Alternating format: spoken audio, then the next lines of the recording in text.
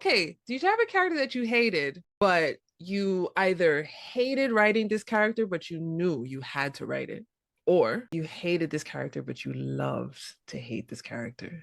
Yeah. I mean, I have to tell you, for me, it is Laura. Like, I had such a hard time with this woman. She is just like despicable, like, and yet, and I did not intend for her to be like a protagonist, like, I really originally, like, this story was gonna be a love story, between Pablo and Vida. And these two sisters that have like all their drama and their mess, which is gonna be like a pathway for their story.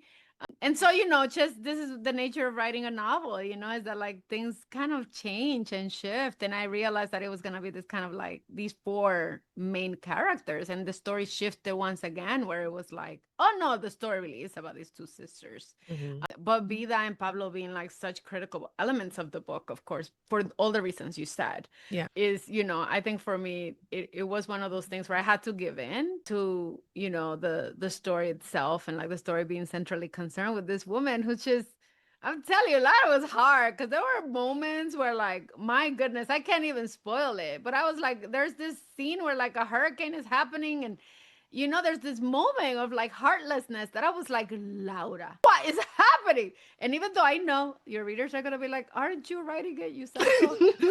I am writing it, but these characters surprise you sometimes by what they do. You're Yeah. like, wait, are you really doing this?